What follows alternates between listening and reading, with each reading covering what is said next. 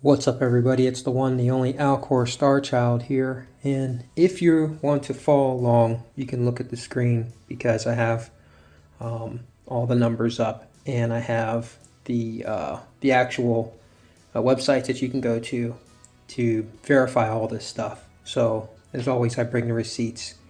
Today is 10/27. It's a very important day for me.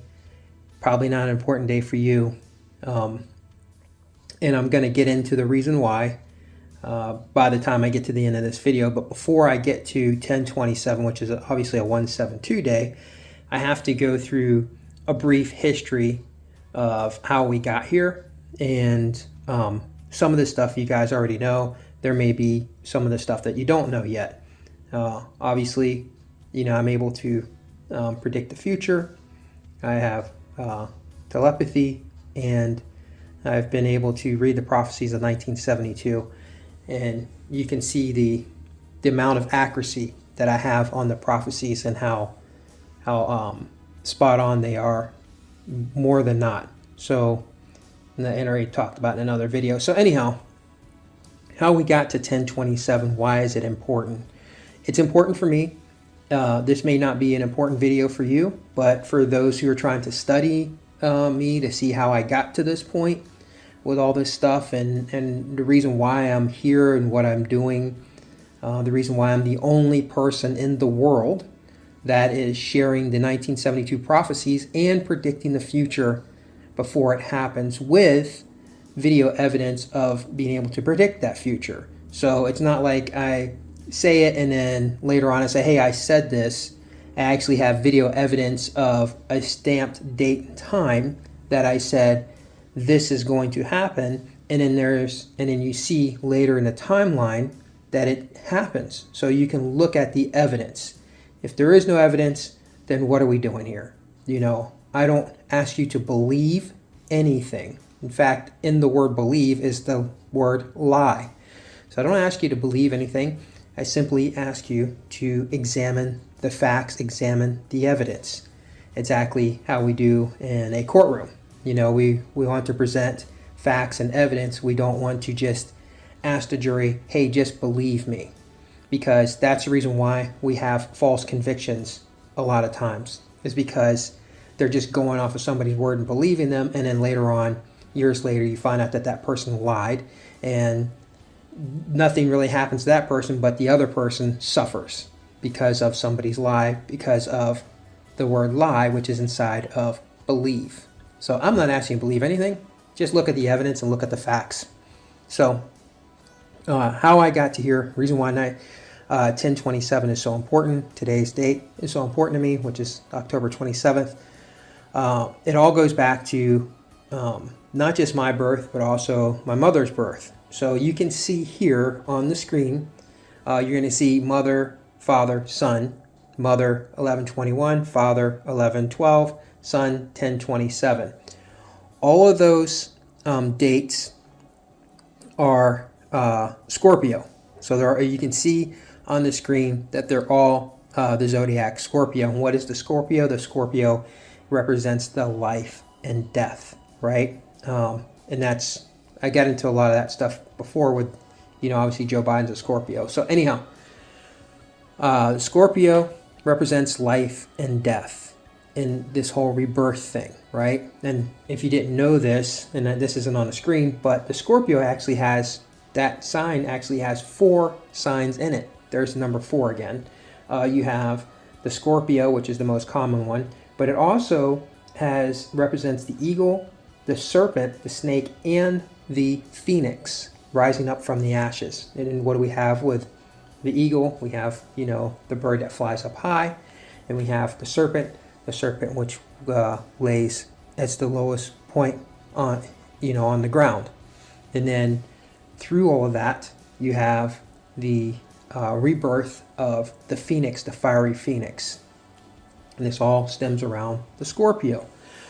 So you can see November 12th and November 21st and November 12th are both Scorpios. But you can also see, because the top one is my mother's, and then the second one is mine, and then the bottom one's my son, and I'll go through that later.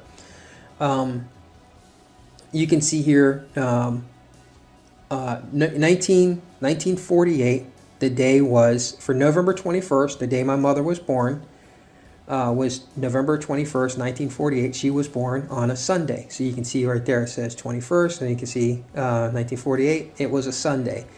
If you go down, you see November 12th, 1972, it was a Sunday. So now we're both born on the same day, Sunday, right?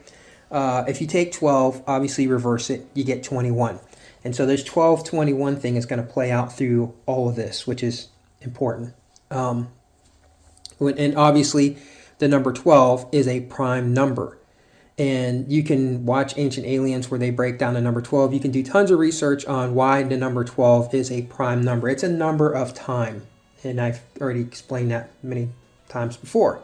Obviously, to get from first grade to 12th grade. Why is it 12? So you got to go to 12. 12 men on the jury. There are 12 hours in the day, 12 hours in the night. It's this number 12, which is important. It has to do with time. Okay. So, and there's also 12 months in a year, time. Okay. So we are measuring things here in 12. So if you look at, so you go next, you see, obviously, like I said, it says up top, it says the zodiac sign for November 21st is a Scorpio. The zodiac sign for November 12th is a Scorpio. And obviously, like I said, the October 27th is also a Scorpio. And then you go underneath that and you look down here, it says November 21st, 1948 was the year of the rat. Well, if you look on November 12th, 1972, it was also the year of the rat. So you have the synchronicity that's happening here, the same day of the week, which is Sunday. By the way, Sunday considered the most holiest day, which is bizarre because my mother, her name is Pam, and she told me, if you ever want to remember how to spell my name, you just spell map backwards, M-A-P, it's P-A-M.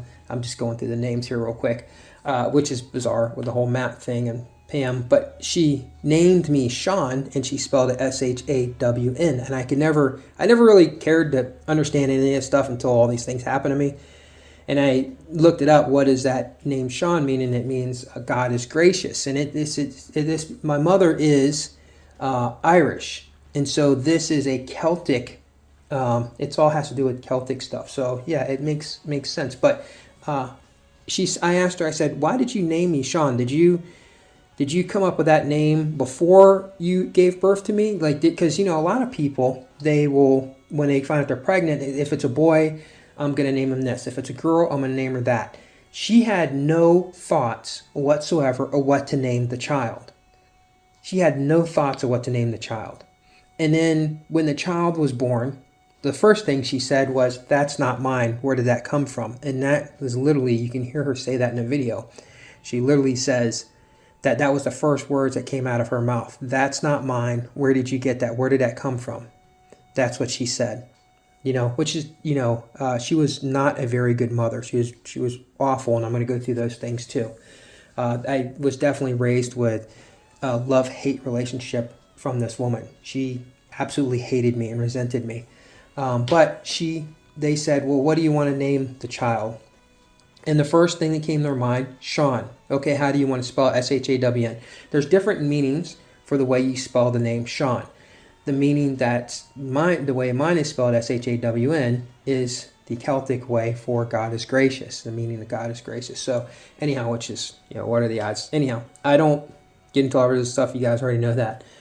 So we're both the synchronicity of November 12th, November 21st, both Scorpios, both year of the rat. Also, if you look underneath of that, both of those years, 1948 and 1972, were both leap years.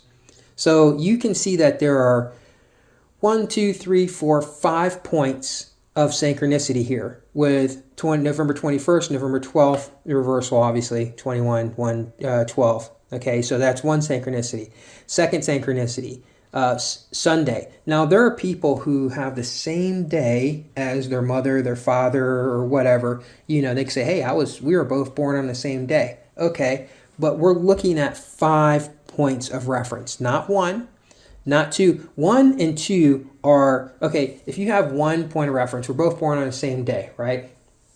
Let's say you were both born on, I'll just say January 1st, okay? Your mother and you were both born on January 1st. Okay, that's awesome. That's cool. What else do you have? Were you both born the same day of the week? Oh, well, I was born on Wednesday. My mother was born on a Friday. Okay, so there now we're off. The synchronicity's off here. Because those are 2 different days of the week. And obviously Sunday, which the sun, and it can get into all that stuff too, but I'm not gonna. So you have 2 synchronicities here with the 2112, okay, which is at 1, 2, 2, 1, which I said is going to come in important down at towards the end of this video. We're both born, like I said, November 12th, November 21st, both on a Sunday. So now you have 2 points of reference. So now you're starting to get to, okay, that's a coincidence. That's all that is, okay? November 21st, November 12th, and then Sundays is just a coincidence. But then you look at, okay, well, now you're both Scorpios because of the 21st and the 12th, you're both Scorpios. So now you have 3 points of reference. Now these 3 points of reference starts to move a little bit further away from coincidence and a little bit more to wonder. Like, that's a little bizarre. That's, wow. You got 3 points of reference. And then when you move to the 4th point of reference, which is both the year of the rat.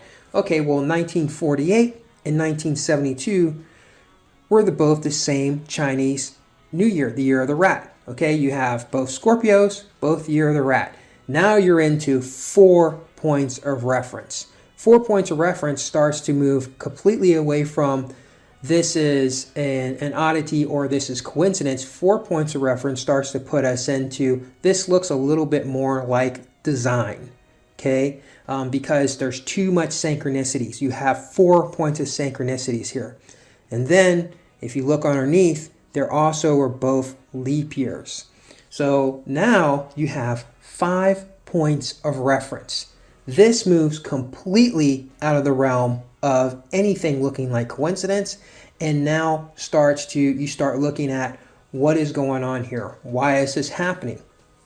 Now, if there was nothing different, nothing odd about my life and my childhood and my adulthood and all of these things, and then the stuff that happened with the alien stuff and being able to read the future and all the things that have happened that make you say, wow, a lot of stuff seems just like this life, which I hate thinking of destiny, was destined to happen in this synchronized order. These things, and I don't like to use the whole, it's supposed to happen. Or when people say, that, and I've talked about this before, but I'm going to recap on it again. When somebody tells me, it was meant to be, things are meant to be, then I always say, you're only speaking from a place of comfort. Is a child locked up in somebody's basement that's being abused in all different horrific types of ways, and then its life is snuffed out in a very awful, most heinous way? Is that meant to be? Would you ask that? Would you have that child sit there and tell that child that, hey, you know what, this is just meant to be? So people who use these common phrases, oh, it's just meant to be, they only speak about that stuff from a place of comfort. Think of the most tragic thing that has happened to you. The most tragic thing. Most people think about that tragic thing and don't think of, oh, that was just meant to be. They'll say, well, it's bad luck or whatever. But to say that things are always meant to be, I do not believe that. And there's that word, believe with lie in it. I do not, it doesn't calculate for me. Pretty much. I don't want to say believe. I want to say more of a calculation. And the reason why I say calculation is because there is chaos in the universe. The universe is not just all order. There is chaos. Chaos does exist. This is the reason why order exists. Order cannot exist without chaos. Chaos cannot exist without order. These things work together in synchronicity. That's how they work. Okay? So there are a lot of things that have happened in most people's lives that have to do with chaos. Has nothing to do with it was meant to be. It's just shit happens. And that's just what it is. But when I look at this, and this is something that I'm not comfortable with, when I look at these synchronicities of my birth, well, I wasn't comfortable with. Now I accept it for what it is, but I wasn't comfortable. The more I looked at it, the more I felt uncomfortable with it, because I don't like thinking that my life has been laid out in front of me for certain. Okay, so the year of the rat, right? For the rat to get to the, and they only use rats for this. This is the most common creature on this planet that they use for experiments with are rats. And for the rat to get to the cheese, which is the most common thing that we've seen as far as rat getting cheese, for the rat to get to the cheese, it has to go through the maze, right? Well, the rat, it goes and it finds a dead end. It finds another dead end. It finds another dead end. But in the end, the rat finds the cheese, because those dead ends stop the rat from getting to the cheese the way the rat wants to go. The rat wants to go left. The rat wants to go right. However, there's a path going straight, and the rat goes to the left and says, hey, you can't get to the cheese that way. The rat says, I want to go right. It goes that way. It says, you can't get to cheese that way. So then the rat finally goes straight, and then that's when it leads it around through a bunch of more turns and twists and stuff till it gets to the cheese. So the rat doesn't have, the maze will not, the maze forces the rat to go to the cheese the way it wants, the way the rat wants to go. In other words, there have been things in my life that, with the music and the acting and the skateboarding and the martial arts, these things, I had paths set in my life that I say, hey, I want to do this. This is where I want to go with this. And then I get to a point and bizarre, weird things happen, which send me down a completely different path. And if those things did not send me down those paths, I would not have been in that school in the year 2017 by myself, where I was with my interaction with what you guys call Mothman. They look like gargoyles. Some people say that they're draconians. I'm telling they're dragon people, with the dragon woman. And so, which unlocked my mind and helped me in a lot of ways. And I'm going to explain that too. So there's too many synchronicities here. And then to make all of this even more of a, I don't want to just say bizarre, but to present more evidence that this is not by chance, that this is not chaos here, that this is structured order with these events. If you look on the other side here where it says year 2020, well, in the year 2020 is when I first started posting my videos. And that's when I started predicting the 1972 prophecies. That, and you can see how that just played out throughout that year if you go back and watch my old videos.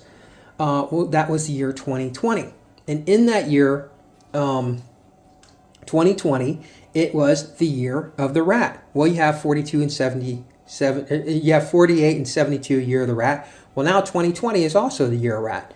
And then if you look underneath there, you'll see that the year 2020 was also a leap year. So now you have 2 points of reference there that line up with the other 5 points of reference from those other 2 years, 1948 and 1972. Now, here's the kicker.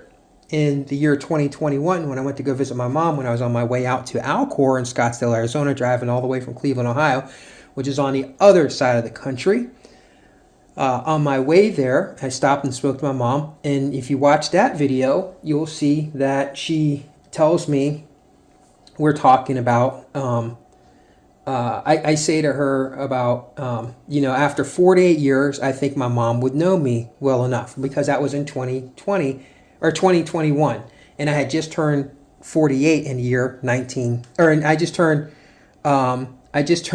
48 in the year 2020. And I said to my mom, after 48 years, I think my mom would know my character, because that's what that video was about. I wanted to stop so people understood that I wasn't into any of this stuff till after the alien stuff had happened to me, the extraterrestrial, whatever you want to say.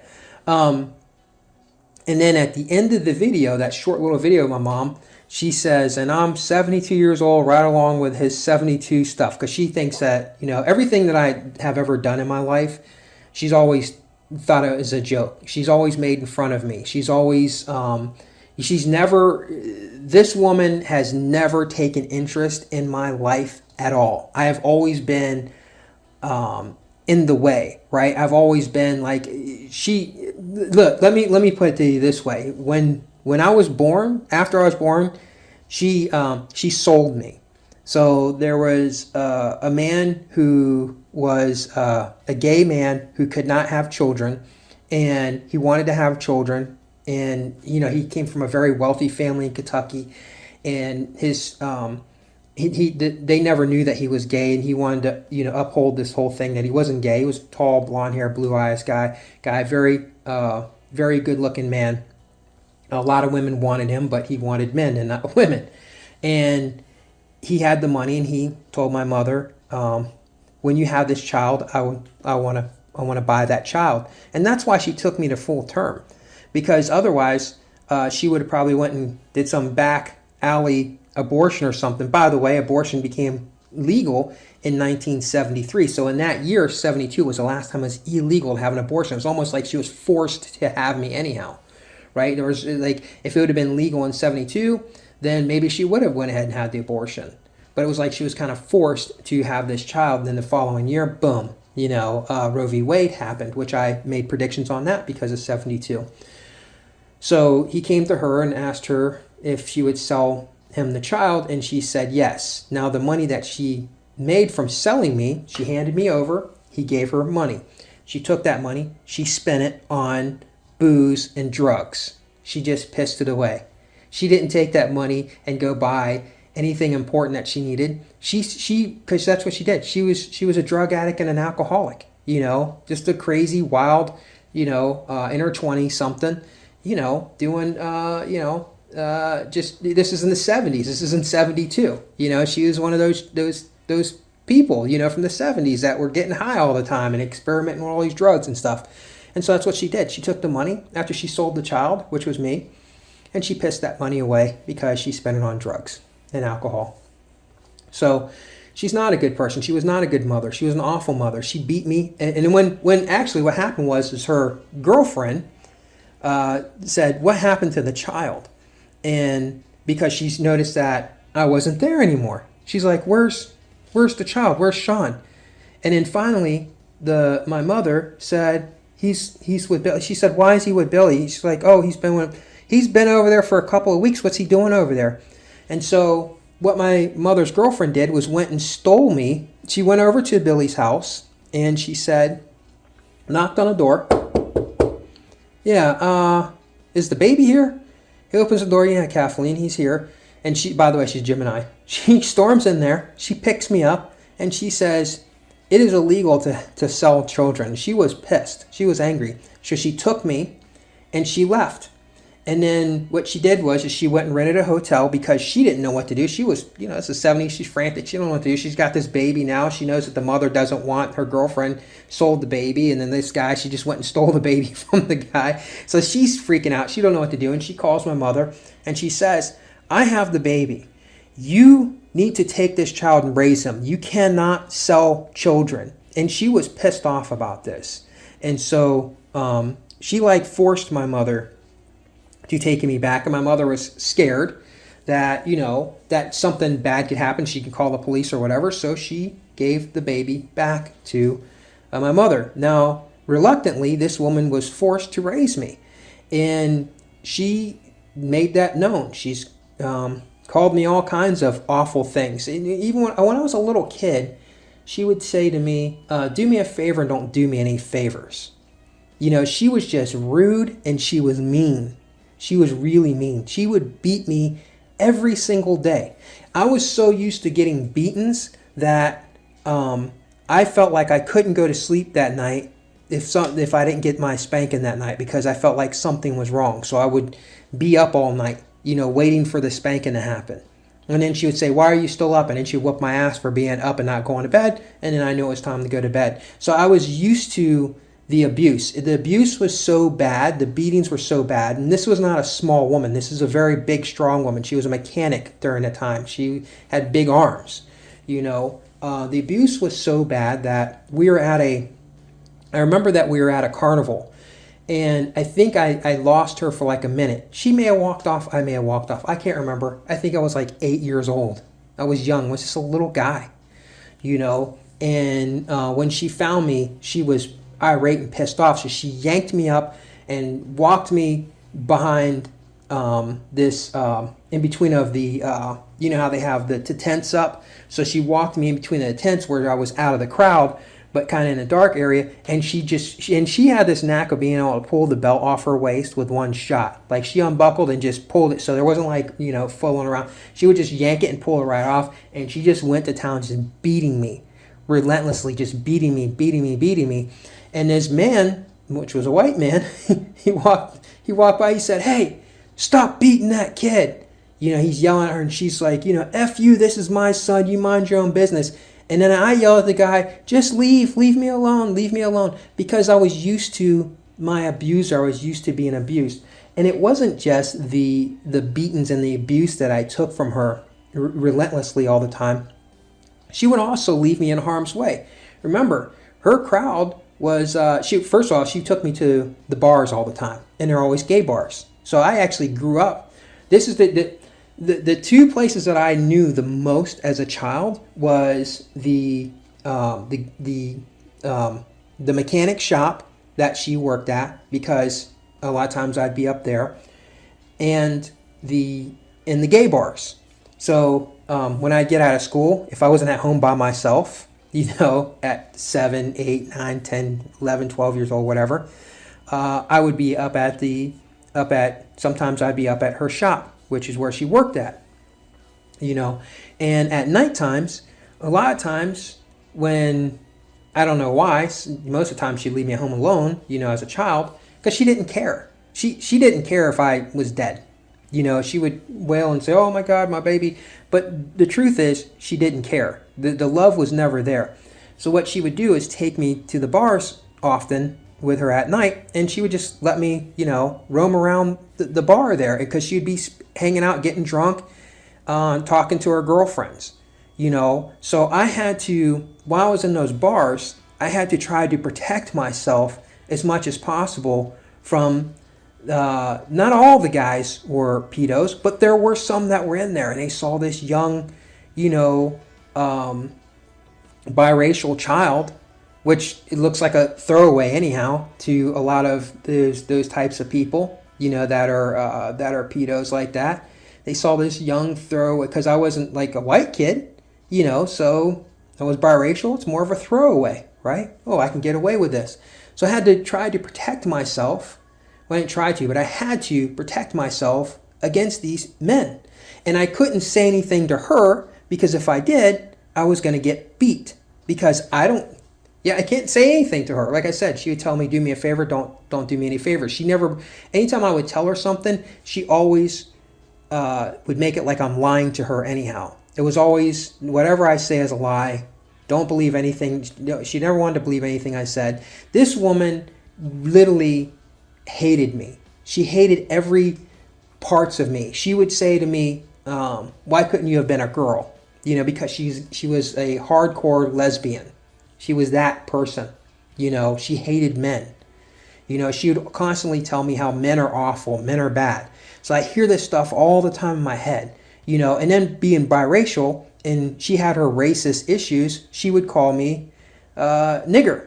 You know, she has called me that quite a few times. Or she would say, you know, very nasty things like, you know, because I would try to make her happy and do something. She would in a very just nasty way say, "Oh, that's very white of you. Very white of you to do that." You know, and that was not in any type of a way of her trying to, you know, be nice. It's a slant racist way that so you figure I grew up with a man-hating racist who hated imagine growing up in that, right? On top of that, I was very alone in this world. And this is going to lead up to this 2027. I was completely alone as a child. And I talked to her. And by the way, I don't hate my mother. I don't hate anything that has happened. I accept it and understand why these things had to happen and why these things were the way they were. To this day, I still call her once a week. Every time I get a paycheck, I give her money. And that's pretty much, you know, she's nicer to me. The more I give her money, the nicer she is to me also as well. you know, and that's because in my heart, I don't hold on to hatred and ugliness in my heart.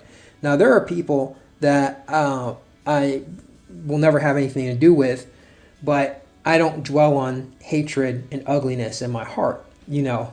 What I was going to say is that, you know, and you can hear in one of the videos, I have a whole interview video where I talked with her about this stuff, and I should probably post some more of this stuff up so you can hear it come from her. I said to her, we were going through photo albums of my childhood. Now, she would always try to make up for being an awful parent by buying me a bunch of stuff for Christmas and my birthday. And by the way, I hate Christmases and my birthdays. I don't celebrate that. The worst day of my life was November 12th, 1972. That was the worst day of my life. So I don't celebrate my birthday for that specific reason. Also, what makes me so important that people should buy me gifts and give me things? Why should people give me stuff because I was born? Who cares? So what? I was born on this planet. You don't need to give me things because I was born. So it just never has been important to me. Okay? So when I'm showing you stuff about my birth and stuff, it's not because I feel like, oh, this is an important thing. I'm showing you because it builds the case and the evidence of how we got to this point. So, and same thing with Christmas. But I told her, you know, look at those birthday pictures, Mom. Go back and look at them. Do you see any other kids in my birthday parties?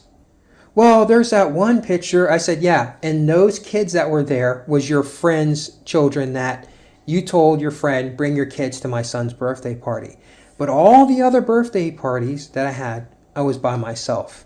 Do you understand that I was completely alone in my childhood? No brothers, no sisters, no father, just this one person, this mother, who, by the way, moved around all the time. We were constantly moving.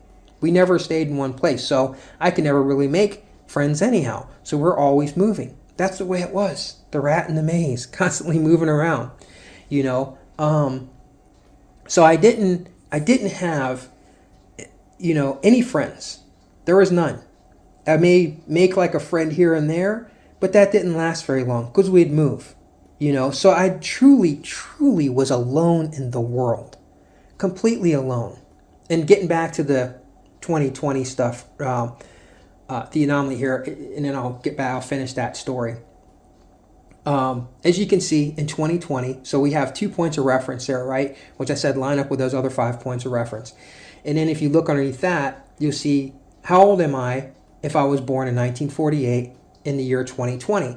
And it tells you right there that in the year 2020, you're 72 years old. And that's what I was telling you about with her. And then you can see underneath there's also evidence here where it says someone who's born in 1972 would be 48 years old in the year 2020. So I bring the receipts and the evidence and the proof right there. So you can see that. That's 4 points of reference that these things cannot line. The way that these things line up are now completely out of the realm of by chance. Right? That's just too many synchronicities here. Far too many.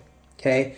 And like I said, in that year 2020, that's when I started predicting all this stuff from 72. And those predictions were all coming true. And how do we get this 12 and 21, 12, 21? What is so important here? What, you know, because you see there underneath that, you see 2020, subtract 1948, you get 70 equals 72. 2020, from 1972, you get 48, 48, 72, 48, 72. So this is reversal, right? Just like 12, 21, 12, 21, 12, 21. It's these reversals that I'm talking about at this point. Obviously, 48 is important in both of those years because for both of us, because she was born 48, I turned 48 in 72. And you can see how that's in reverse there, right? So that 48 there, right? Well, underneath you can see 4 plus 8 equals 12. And you have 12 in reverse is 21. What are the odds? This leaves the realm of by chance, right? So, by the time I was 12 years old, we were living in a trailer park, in a trailer, and things are just really, really bad for me. I had enough. She moved into a trailer park where there were straight up Klan members. This is in let's see here. 82 would have made me 10 years old. 84 would have made me 12 years old. Yeah, so this is 1984. In 84 in South Florida, down in Daytona Beach, Florida, there was a lot of racism. In fact, I dealt with busing when we moved to that neighborhood, because the school sugar mill, at that time, the elementary, they were still busing. If you weren't white, you weren't getting on the white bus. And that was true. And that happened to me. And I was beaten, because I didn't get on the bus and didn't go to school. And then she found out that they were doing busing, and then she threatened them at the school. And then they finally let me on the white bus. She kept trying to force me to be more like a white person. But then at the same time, she always would tell me, and here's the two bizarrities here. She would always tell me, I'm your mother and your father. And this is going to, I'll explain this to you in a moment. She would always tell me, I'm your mother and your father. Now, in her mind, she's saying, I'm your mother and your father because there was no father in the home ever. And I remember when, in 5th grade, when they were having like a Father's Day thing, I said to her, they're having a Father's Day picnic, so I can't go. And she's like, that's bullshit. My son's going to go to that Father's Day picnic. So what does she do? She goes and takes me to the Father's Day picnic. She's the only woman there. And she told them, I'm a gay woman and I'm the only father he has, and he's going to enjoy this picnic. So this even put more of a target on me from the kids. More kids teasing me. I was constantly fighting in school because kids didn't understand me, and I just didn't fit in this world. I just didn't fit. There was no fit for me. And the thing is this isn't a pity party type thing. Look, my mom would always tell me there's kids who have it worse than you. She would always tell me, especially after she beat my ass, she would say, there's children who've had it worse than you. And so I know that there are children who had it worse than me. I know that there were. And I've always lived my life that no matter how bad something is for me, I know that somebody else has it much worse. And so that would always keep me looking forward, keeping my head up, like this 1972 song, Keep Your Head Up. I would always, okay, my job right now, I take care of 3 disabled men who were mentally and physically disabled. They have it way worse than me. And I take care of them. I'm in servitude to them, to taking care of them. So, in 1984, when I was 12 years old, things were so bad, and I was dealing with a lot of racism, dealing with hatred from my mother, no friends, nobody, nothing, no family, no grandmother, no grandfather, no cousins, no nephew, no nothing. There was nothing. It was literally just me and her by ourselves. And it was so much. And I was so depressed and so sad. And I had enough of this world. At 12 years old, I was done. I was checked out. I went into my mom's drawer because I had been through her drawers before. And I pulled out her .22 pistol, her little pistol. And I got on my knees in her room and put that gun in my mouth and cocked back that trigger, and I pulled that hammer. And then guess what? I woke up. Now, you could sit there and think, well, maybe it was a dream. I woke up because I heard the shower going. She had just came back from work. She didn't go to her room. She went to the shower like she always does. She just goes straight to the shower. She takes her shower. While she's in the shower, because after she gets out of the shower, she comes out with her towel on, and then she goes to her room, and then she changes. She doesn't get her clothes and take them to the bathroom. She comes home, she goes straight to the shower, she gets a shower, then she puts her towel on and goes to her room, and that's where she gets changed. So she wouldn't take her clothes and change in the bathroom, because obviously it's in a trailer and the bathroom is small anyhow. So she'd change in her bedroom. So I hear the shower going, and I wake up and I panic. Oh my gosh. Where's that gun? And I run into the bedroom, and there's the gun right there on the floor. Something happened. At the time, I didn't think anything of it, but something happened, and it interfered and stopped me from committing suicide as a 12-year-old boy. And then I hurry up, scramble, put the gun away and put it in her drawer, right? Now, let me tell you, after that had happened, I started getting this feeling of, which is bizarre, and I didn't understand it then, but I started thinking like I was invincible, as the years were going on. I thought, maybe I can't die. because and I didn't understand that that's what the event was, that what it was. But for something was in my mind that made me think that I was invincible and I couldn't die. Later on, my friend, the closest friend I had, which was a Jewish kid, later on, who betrayed me in all kinds of ways, but we're not going to get into that. He would tell you that, yeah, he used to say, yeah, that nigga's crazy. He thought he was invincible. You say he can't die. So, yeah, and I think it has to do with what happened when I was 12 years old. So, now, you just heard all of that. When that's getting through all my childhood, that's looking at all this bizarre stuff here. When the first time that I really fell in love was with this, and I knew, and this is another thing too, I told my mom when I was a child that I was going to marry a blonde hair, blue-eyed woman, a white girl who's blonde hair and blue eyes. And it wasn't because I wanted to marry a blonde hair, blue-eyed woman and I'd have children with her or whatever. I feel like I was a child and I knew, and I was telling her then. And I dated all different types of girls, black, Hispanic, it didn't matter. So any of those women could have been the woman that I would have had children with, right? In fact, when I met this girl, I was actually cheated on her with her best friend who had dark hair and freckles. She was she was absolutely beautiful. They were both beautiful. So it could have been either or. There was an option right there. It could have been either or. But the blonde hair, blue-eyed girl was the one who I ended up having a son with. Now, when she got pregnant, I had already set things out. First of all, I was about to turn 21, and I was already in a lot of trouble because my mom at 18 years old, she left me. She just up and left. She's like, okay, you're 18, I'm out. And then I came home one day, and she was gone. She took what was her important shit, and she left. She left me some junky-ass car that the heads were blowing on anyhow.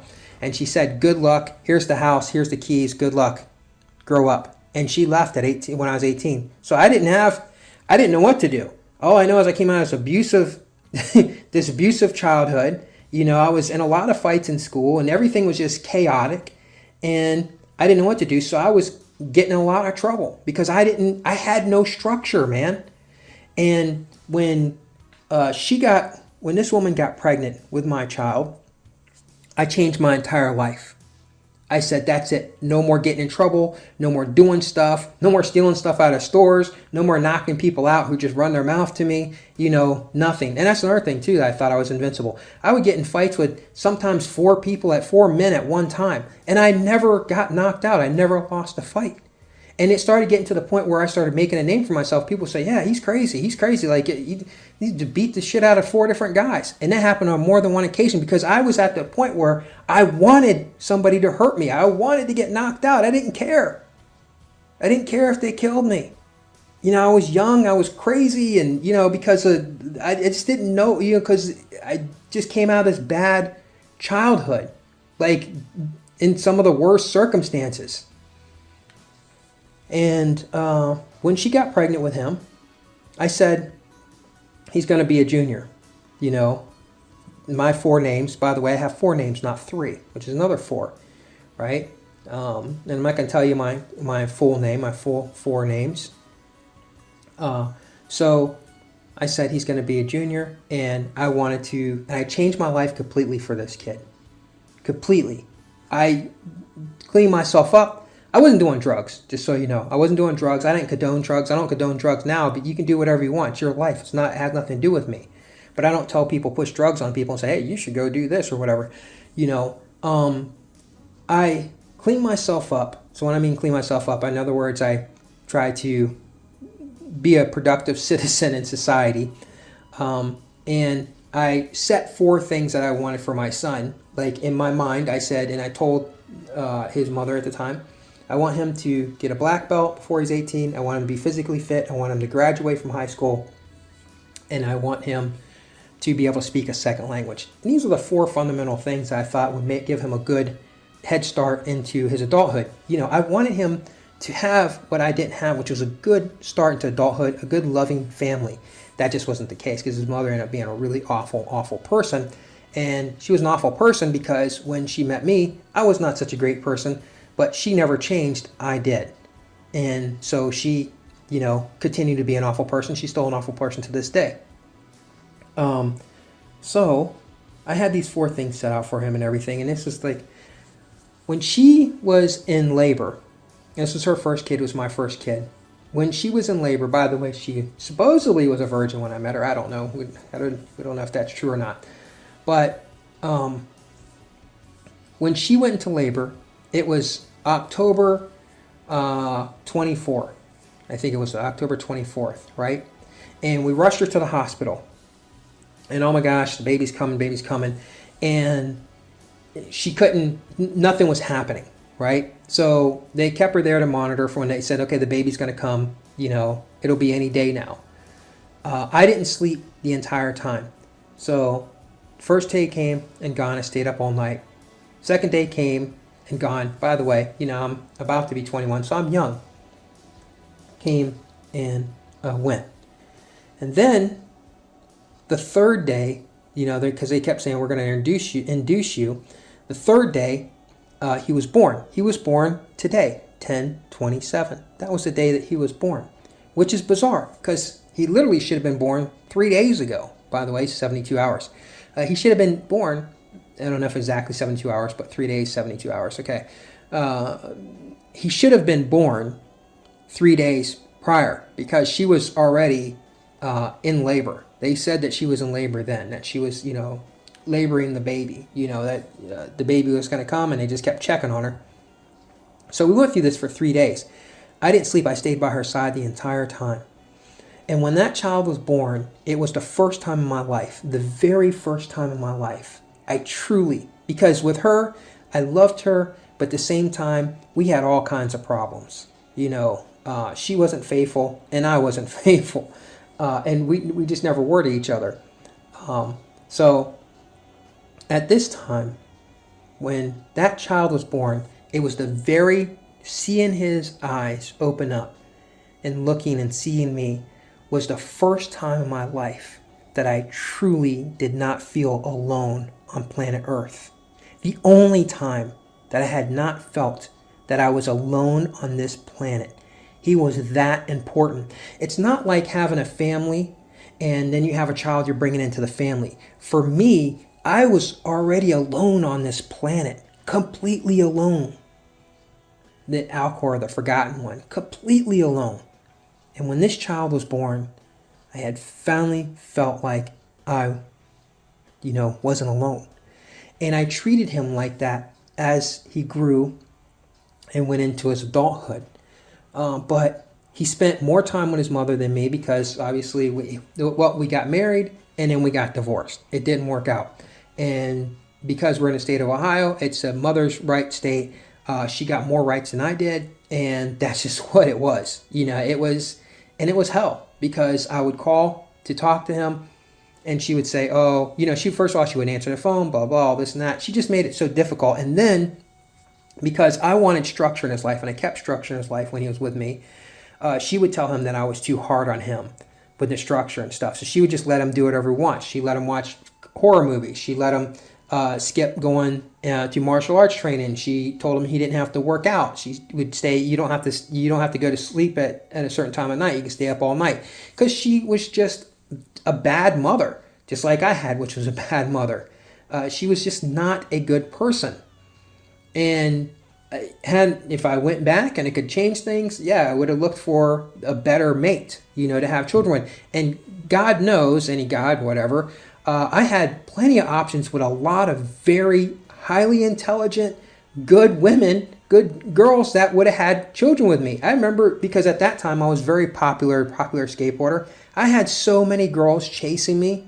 It wasn't even funny. I was with so many women at this time that there was this one girl who her father owned like all these freaking hardware stores in Daytona and in the other cities. And that girl was absolutely in love with me and she was gorgeous and she would do anything to have me in her life. And I blew it, because I got with this dummy. So, anyhow, it is what it is. It's, the Japanese have a saying called shogunai. And shogunai means it can't be helped. There's nothing that you can do. And they say this because Japan has a suicide culture. They've always had a suicide culture. They look at life and death completely different than most people in the world. And so they've dealt with suicide so much that they have a saying, which when I was speaking to Japanese who were here, who were doing a TV show on me, and they asked me if I had children, I said I had a son, but he passed away. And they said shogunai. And then they explained to me after they put their hand on my shoulder and said, shogunai, shogunai. And they explained to me what that meant. It means it can't be helped. There's nothing you can do. It's your life to take. It was his life to take. So when he was 21 years old, he put a gun to his head while he was arguing. So he wasn't anywhere near me. Last words that he said to me before he left my city and went back to his mother's city, which is a really awful city called Warren. He said to me when he was going back to his mother's, you're the only family that I have. That's what he said on the phone. That was the last words. He said, I love you, Dad. You're the only family that I have. Because I kept telling him, don't go back. Don't go back to your mom's. Please don't go back there. And he went back to his mother's. And he had just had his 21st birthday before that. Because he was, doing drugs. He was hanging out with bad people. He was doing bad shit. And his mother encouraged it. In fact, she would put pictures up on Facebook.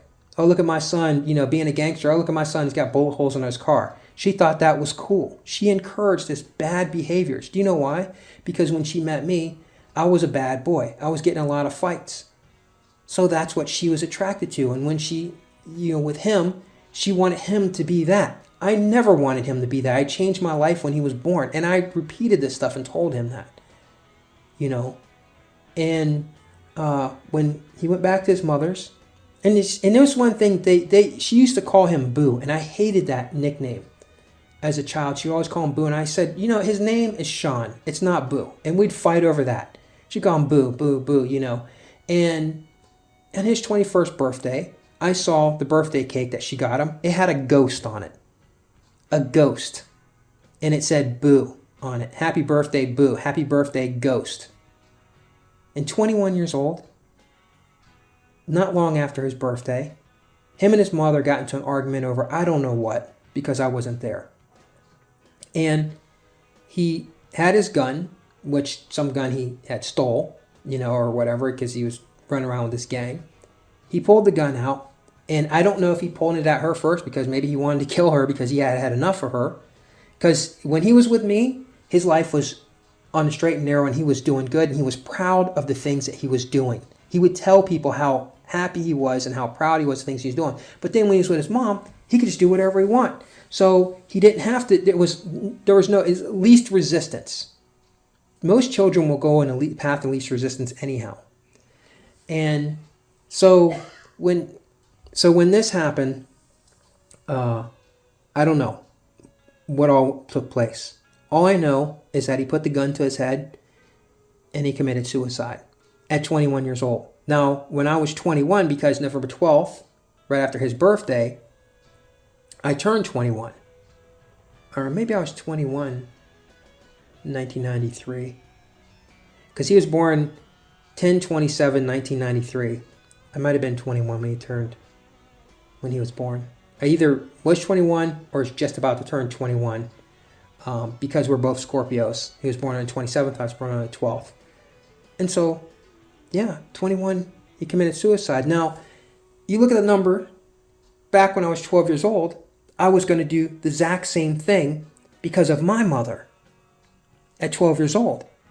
And in that, you reverse that, 21, by the way, like I said, he was 21 when he was born, 21 years later,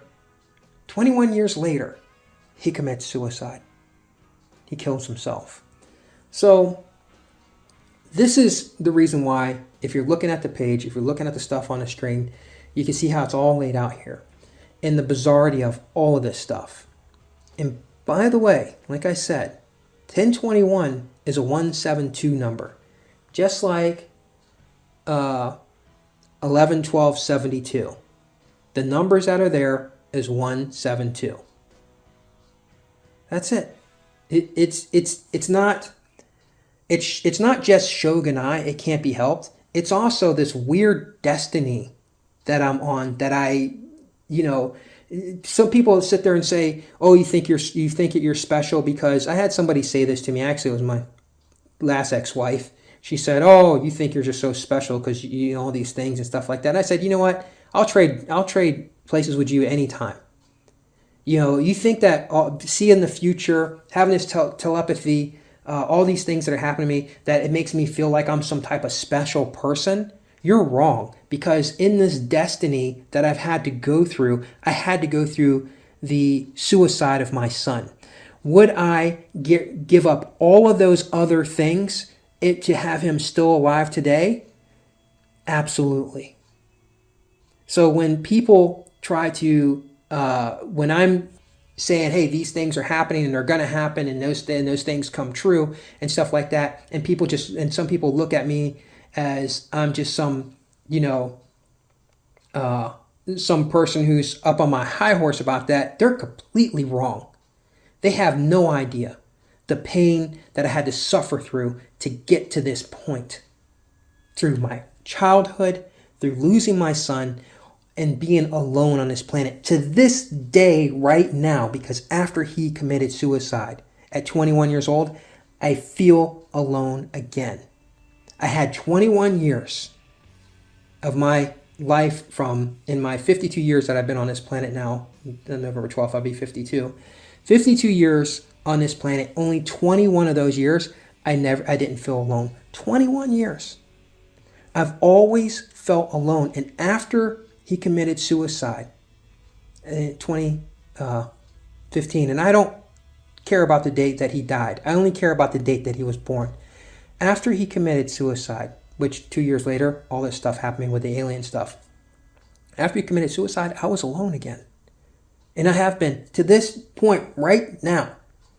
You're listening to a person who feels like the loneliest person on this planet. And I mean that as I don't feel connected to the human race. I don't mean that as I'm an awkward person, and I'm just different. I'm so different. I'm just awkward and different from everybody else. These are people who have, the people who are like that, there's something going on with them psychologically, because there are people there who want to love them and stuff like that. And literally, Alcor, alone, completely alone, the forgotten one. That's it. It's not a choice, right? Completely alone on this planet. And that's why 1027 is so important to me. And like I said, in the movie, the last movie I took my son to go see when he was younger, the last movie that we watched together down in Hollywood, Florida, I took him to, I said, because it was when he was living with me when he was younger, I said, I'm going to take you out to a nice dinner. And I didn't have a whole lot of money then. I was an actor. I was struggling. I was working at a restaurant. I said, I'm going to take you to a nice restaurant and I'm going to take you to a movie. So I took him to this big, expensive Japanese restaurant. Instead of, because typically I was taking girls out on dates and stuff, And I was like, I'm going to do something really nice for this kid today and give him it was just a regular day. I'm going to give you a nice time. I'm going to take you to an expensive Japanese restaurant. A restaurant I would never take these girls to. I wasn't going to spend that kind of money on these girls. It ain't going to happen. But him, yeah, it was my last, I saved up for this. I took him to an expensive Japanese restaurant. He just loved it. He had such a good time that day. And then we went to go to the movies. And I said, what movie do you want to go see? And we saw this movie playing in a theater, and it was called Knowing. And so I said, okay, let's go watch The Knowing. So we go in there, we're watching this movie, and my son has never seen me cry. And he didn't see me cry then, and I rarely ever break down. At the end of that movie, I had a complete breakdown. It did something to me. That movie hit me so hard, and I could not understand why. And now I do, because after I go back and I rewatched it and I looked and I was like, oh my gosh, 1027 was when his wife died. So today, 1027 is when his wife died. And that was in the movie Knowing, was when he dropped the glass out of his hand. Nicolas Cage, by the way, I have a picture where I met Nicolas Cage. What are the odds? This stuff's all destiny. So, I know that a lot of people probably already turned this video off by now. That's fine. For those of you who stuck around and listened to this whole story, I appreciate you. I hope that this adds a little bit more to what's going on with me. Not that I'm important. You're important. The human race is important to me. That's what's important. And I advocate, like I said, for advanced telepathy for your species. And that's what I'm working hard towards. I'm not working hard towards recognition. I'm working hard towards that, to helping your species advance. That's what I want. And that's why I put in so much work. And that's the truth. I'm in servitude to you, not the opposite way around. And with that, hope you enjoy the rest of the time that you have left.